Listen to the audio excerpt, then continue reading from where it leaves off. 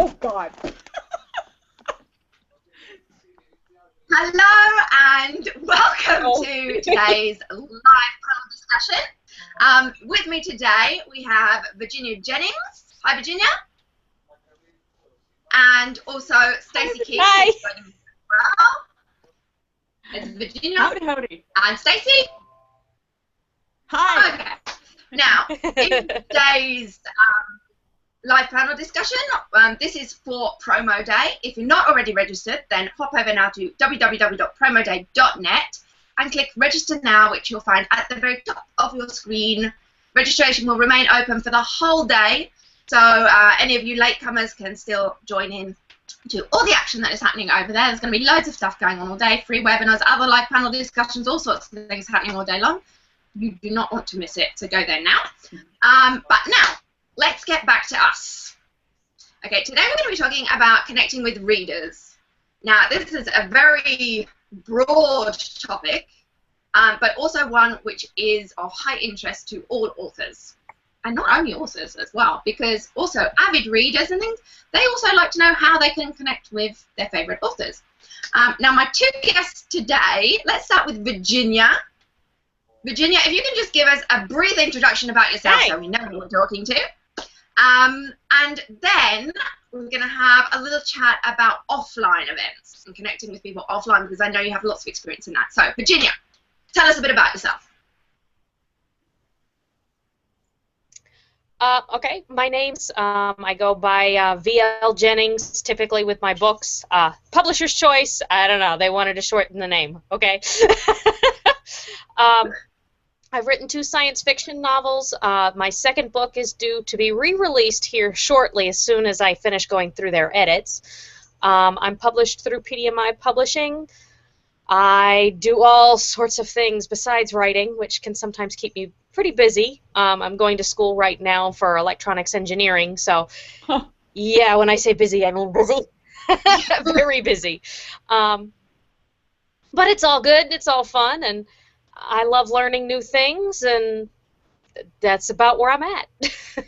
I'm sure doing that course as well, you'll pick up lots of nice new info and things that you can use in your books as well. It's all a kind of research. Oh, yeah, definitely. Yeah, okay, pretty much. It's all research. I wish I could write it all. As a writer, everything gets classed as research regardless. So anyway, you, as well as doing all this other stuff, I know you also take part in a lot of book signings. You go to conferences and all kinds of other events and things. Now, through these events, what would be like your biggest tip for kind of getting the crowds to come? Because when you're obviously if you're in an event and there's lots of different people, you know, lots of different tables and things that people have the choice of who to go to, what's going to make them come to your table and talk to you and want to find out about your book? What sort of things have you found work for you? There's actually quite a few that I've actually found. My biggest tip is to never sit. I mean, that's my biggest pet peeve, because a lot of the times, especially now, I mean, if you're in the mall, in the center, you know, where you're kind of treated like a mall kiosk person, you kind of just want to act like you're not there, because people have been trained naturally to avoid the mall kiosk people. But if you're in a bookstore, or if you're at a convention or another event where people are wanting to come see you, you want to be standing, you want to be smiling, you want to be, you know, calling out to the crowd, even if now, I mean, you don't want to do anything unnatural, you know, like, hey, come over here. But, you know, you want to point out things that you like, whether it's a cute baby or somebody's neat shirt, or, oh, hey, you found that cool item, where'd you get it at? You know, that sort of thing. That intrigues them. It gets people wanting to talk to you and wanting to see what you're all about. And a lot of times they'll just wander over to be polite, but that gets them coming to look. And then from there, you've got to maintain an active, engaged conversation. And yeah. Another thing that helps is the stuff on your table. If you organize it well enough to call them information they need without it being too busy, you're golden. One of the best things that I've found is I have a really tall, like vertical poster that I made at Staples, and it has my face on it about large as life. With my website on the bottom, and that I've been able to leave in the hallways at conventions, or typically I'll put it behind my table if I have a table. And I've had people walk up to me asking me about myself because they recognize me from the poster, and they're like, "Oh, you must be some big author. Your face is as large as life on that." And I'm like, "Well, my publisher approved, so I ordered it." If the publisher likes it, it's a good sign that it's yeah, use the publisher. Another thing that helps, and I don't know if you guys can see that through this, is QR codes. A lot of people have smartphones nowadays, and they may not have the money to buy the book right now. But if they can click something real fast and go straight to Amazon while they're in front of you, they're much more likely to buy. The other thing is, that second QR code, Joe knows, Authorgraph.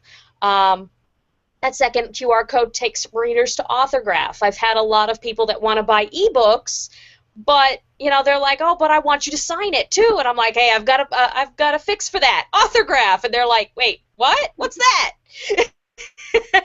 Yeah, it's amazing how many things we've come across as writers that other people don't know about.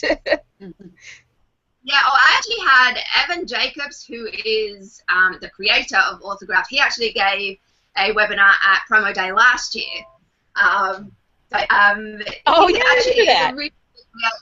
Because there is a lot of people who, especially now with the boom of electronic books and things, everyone's Kindle and everything. Oh yeah. Does make it so much easier for authors to do the autographed copies and things. I mean, obviously having the paper copy with the autograph on it is, a super special thing for a fan. But also, if you can't do that, then the electronic version is really good as well. And it's also, you're not defined by countries and things either, which for someone who, like me, who I live in Italy, and my largest audience is actually in the US. So for me, I can actually easily give autographs to fans that are across the pond. So that's really good. Now, without having to deal with the mail. I was talking about like the electronics kind of thing and the online stuff. Stacey. Now I know Stacey is. She's also over here in Italy. An cool. Italy girl. Not true. Stacey, again, I met Stacey online, and she's got a very active community.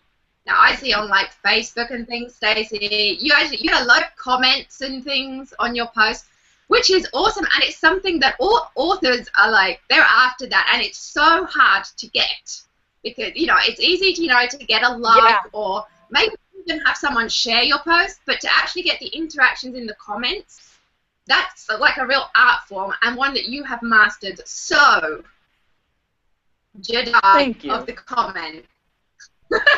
I'm over here paying attention. I didn't intend to. It was inadvertent. I started on Facebook probably 5 years ago and really wanted to amass. I know it's impolitic to discuss politics in any kind of a marketing situation, but I'm very liberal, and I set out to amass a liberal army.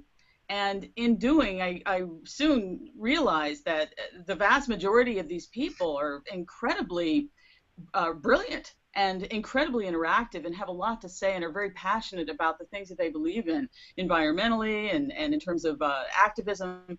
And so the Facebook wall just sort of erupted on its own. And then they became friends. And it really taught me a lot about the uses of Facebook, not just in terms of advancing my own political agenda, but the uses of Facebook in terms of developing a real community of people that are friends, that are real friends. I mean, they sent me to Italy. It's why I'm here. There were people that I know. It's true. It's true. It's like they were trying to get rid of me. It's true. These people became intensely dear to me, and so it's real friends. And so the most amazing thing to me about Facebook is the fact that you've got to know how to use it. And it has been helpful in terms of the promotion of my books as well, because again, these are friends. These aren't just people that I'm pitching to. I find that we across the board are highly immune to being sold things. And so the community that I developed on Facebook has become a rich source of people who buy my books. It is true, but that was completely secondary, and I can't take credit for any of it, because that's just something that happened as a result. It happened as a result of having cultivated this community of like-minded individuals. Okay, now that's a very interesting point, actually. The fact that with social media, when we think about the marketing and things, we tend to concentrate on the whole sell your book. You know, you're selling a product and you're pushing your brand and everything else. But social media is meant to be social. It's meant to be about relationships and things. So, yeah, I can see that. Switching the emphasis to what it was actually originally intended for, then actually makes it easier that you can actually sell copies of your books, because people are more likely to buy from someone they know, someone that they trust, someone that they like, right. You know. Right. And so building that community there by, you know, common interests and giving insight into who you are as a person and things as well. So you're building those friendships. That can really make the difference.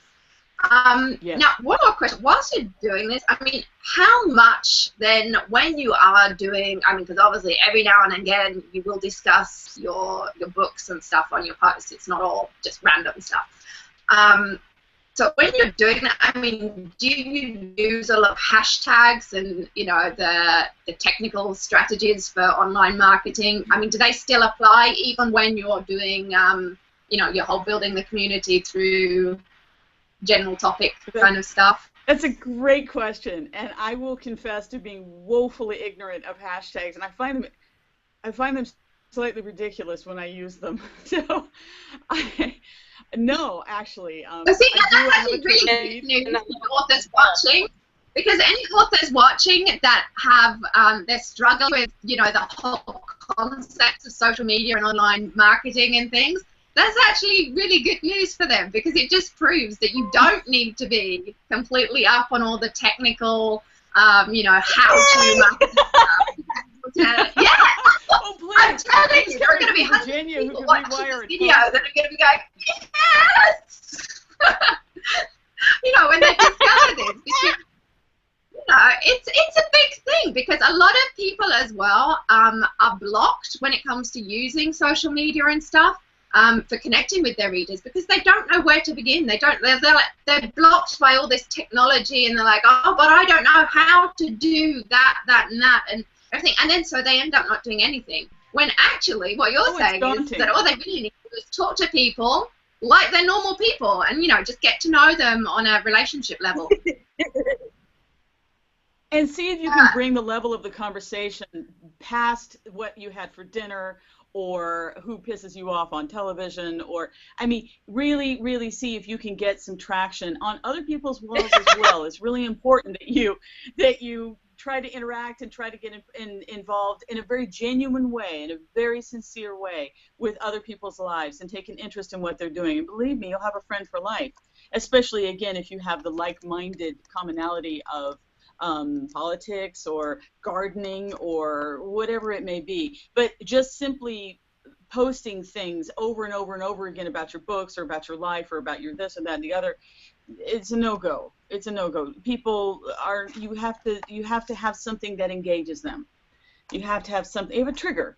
I mean, I can't, it was so funny, a long, long time ago, I sat down in another life, I sat down with Michael Jackson's agent one time. It's a fascinating story. I can't say I particularly liked the guy. I thought he was really smarmy. You know, I was an agent, and he said to me, he said, "All right, Stacey, here's what we're going to do. We're going to role play, and we're going to pretend that you're on a talk show, and I'm going to ask you questions." And I said, "Okay, fine." And he said, "The question I'm going to ask you is, would you sleep with a woman? Have you slept with a woman?" And I said, "Well, no, I haven't." And he goes, "Wrong answer." And I'm like, "What is the truth?" And he goes, "Nobody wants to hear the truth, Stacey. You have to be controversial. You have to trigger people." And if that's true, then it's the reason why people like Rush Limbaugh are successful. It's the reason why we can't keep our eyes off the train wreck of Donald Trump. It's the reason why we can't look away. Perhaps that's really what we're talking about, is the fact that I do have some rather pert opinions on inflammatory topics, and maybe that's why there are so many people on my Facebook wall. It could be. And then they want to stick around and see, okay, this woman, this incendiary woman writes these very erotic romances. I got to read this. I mean, I think it really is a level of intimacy that you experience with people that you know on social media. I think that's very true. I think that's very true. It's the same thing like Virginia was saying with having the big poster on her table and things with, you know, her face like super big and everything. It's the same kind of principle. You need something of impact that is going to draw in the crowd. Yeah. Whether it's, you know, it doesn't really matter what it is. You just need that trigger item that's going to bring them to you. Which, yes. You know, if you're in a live event, then that's like Virginia was saying, is having, you know, the big poster, is having a well-presented table, is being up and active and, you know, actually saying hi to people when they come past to, like, bring them to your table and stuff. And online, it's also the fact that even dress up in costume sometimes. Yeah, that's true. Lots of in-person events, you know, the author will actually put on a costume of, like, one of the characters from their book or something like that to draw people to their table. These things actually, they work, and they work online as well. Yes. Like Stacey was saying, you know, you can draw people to you by having that standout element. You've got to be unique. There's got to be something about you that is going to make people say, I want to talk to this person. This person has something which I want to hear.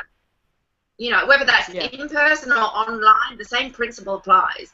You have to capture their interest, because in today's world, no one has time for anyone or anything. You know, it's all rushing, you know, here and there. And, you know, time is a valuable, valuable commodity. And to be able to get people to pass that time with you, even if it's that tiny little window of time, which you're in that tiny little window, then have to convince them that you're worth knowing even more about and connecting with further, to the extent that they will then go and buy your book. You know, it's difficult to find that triggers, but they are so, so important. Now, moving on. Stacey, another one for you. Being another person who is an expat and things, so obviously your main audience, I presume, is still in the US. Is that correct? Oh, yes. Oh, yes. Okay, so now that you're living over here, I mean, before did you do more like in-person events and things, and then you've switched over to like the online stuff, or were you already doing online stuff to connect with your readers? Pretty much I've always been online. In Texas, I was just as marooned as I am here as an expat. I mean, I love Texas, I do, but it was not my people. It wasn't my tribe. For the most part, there were exceptions. Clearly, there were exceptions. So, yeah. So the extent of my outreach has always been on social media. Has always been online. So I've tried to. But you find, and let me say this also, that you find your particular kind of social media. There will be a particular kind of social media that just seems to really draw you. I mean, some people, I see some authors who are very successful on Pinterest. I see some authors who are very successful with Twitter. I see some authors who are very successful with Tumblr. But my my preferred venue is definitely Facebook, because it allows words. I'm a word person. You guys are word people, and we like words, and so I traffic in words, and that's why Facebook has always been my venue of choice, if you will. That's true. That's true. I mean, everyone has lots of different preferences. I mean, I'm on Facebook, and I do use it daily and things, but it's not my main hub. I've discovered that my particular audience is, for example, much more active on Twitter. Twitter is definitely my #1 social media network, and I mean, I use everything. I'm all over it. I'm a complete social media junkie, so you can find me like literally everywhere, and I am active everywhere as well, and that is me doing it. I don't, hire out to anyone else. It's just me.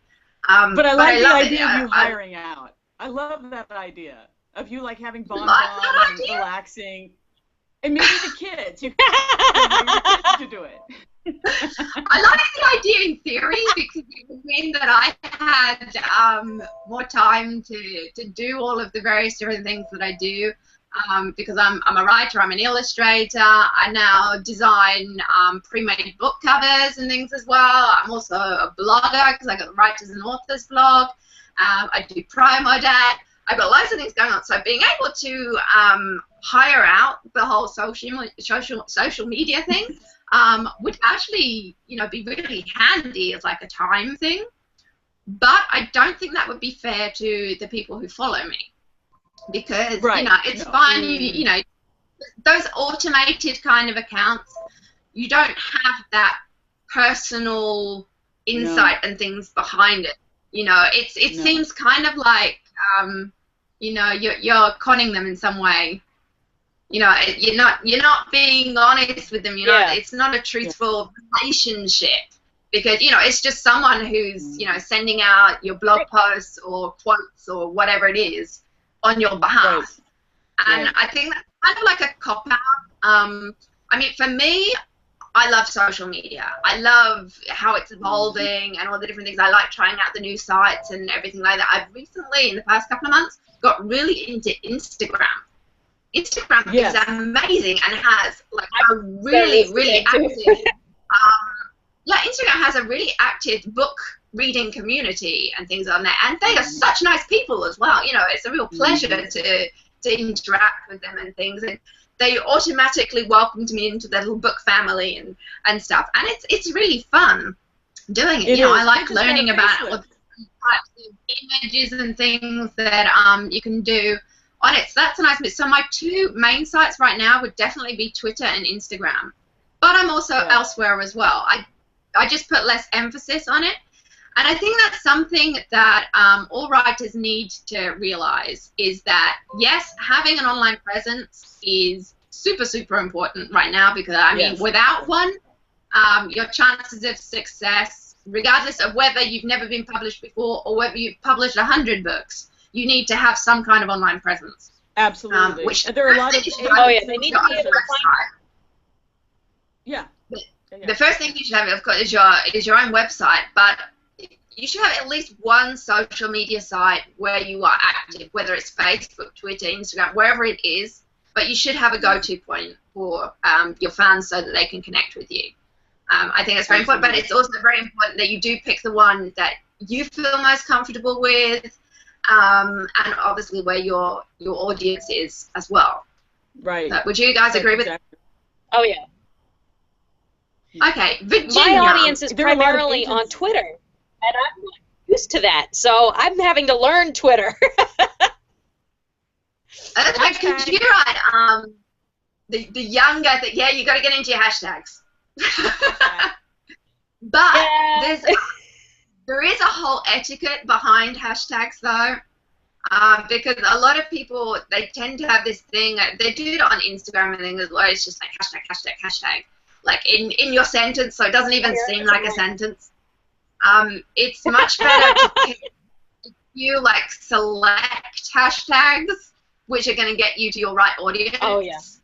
Than it to just like overload, because then that just comes across as a kind of spamming kind of aspect to it. I could see that would be a problem. Absolutely. Yeah. Absolutely. Hashtag book, hashtag pen, hashtag paper, hashtag who cares?